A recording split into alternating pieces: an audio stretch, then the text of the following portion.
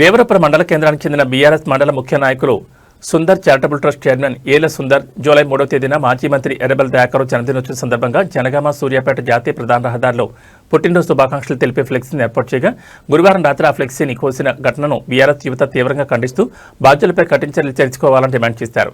ఈ సందర్భంగా బీఆర్ఎస్ యువజన నాయకుడు ఉప్పుల సామ్రాట్ మాట్లాడుతూ ఇటువంటి విధ్వంసకర చర్యలు రాజకీయ సంస్కృతికి విరుద్ధమని పేర్కొన్నారు.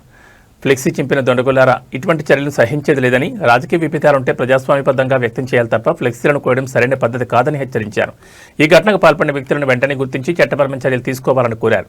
ఇలాంటి ఘటనలు పునరావృతం కాకుండా కఠిన చర్యలు తీసుకోవాలని, ఆ ప్రాంతాల్లో శాంతి భద్రతలను పరిరక్షించాలని విజ్ఞప్తి చేశారు.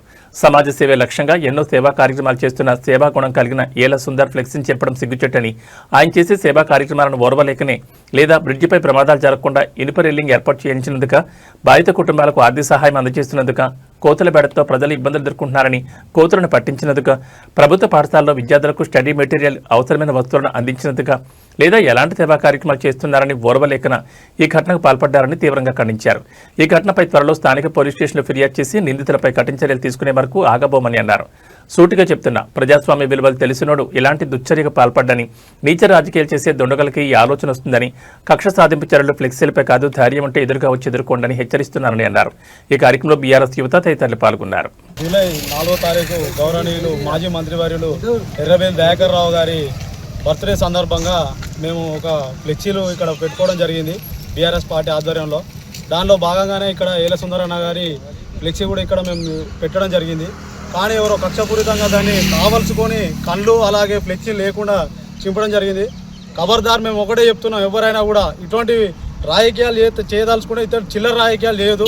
ఏమైనా ఉంటే ధైర్యంగా ఉంటే ముందుకు రావాలి, మాట్లాడాలి, రాజకీయాలు అట్లా చేయాలి. కానీ ఫ్లెక్సీల మీద ప్రతాపం చూపించడం, ఫ్లెక్సీలు చింపడం ఇట్లాంటివి చేస్తే మాత్రం ఖబర్దార్ గుండాలారా. నేను ఒకటే చెప్తున్నా, అది ఎవరైనా కావచ్చు, ప్రజల సమస్యలు 100 ఉన్నాయి, దాని మీద మాట్లాడండి.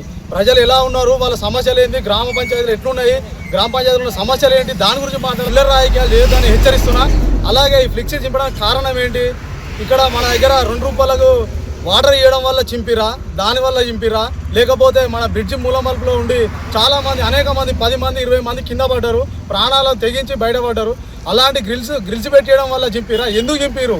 కోతుల పెడదా ఎంత బాగుండే, ఎంతవరకు ఉండే మన దేవతలో వాటి మొత్తం తీసేసిండు, దాని గురించి చింపిరా, ఎందుకు చింపిరు? అటువంటి మంచి కార్యక్రమాలు చేసినందుకు చింపిరా? ఎందుకంటే ఇట్లా కక్షపూరితంగా చేయడం నాకు అర్థం కాదు.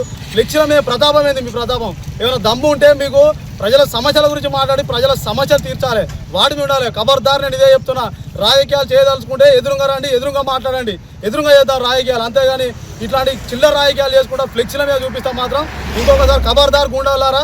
దీని గురించి కూడా మేము పోలీస్ స్టేషన్ కంప్లైంట్ చేయదలుచుకున్నాం. దాన్ని ఎవరైనా బయటపడితే దాని గురించి కూడా సివియర్ యాక్షన్ తీసుకుంటాం. ఇంకోసారి ఇటువంటి పునరావృతం అయితే మాత్రం బాజాప్తా చెప్తున్నాం. ఇంకోసారి ఇలాంటి జరిగితే దానికి తగ్గ సమాధానం మేము చెప్తామని హెచ్చరిస్తున్నాను.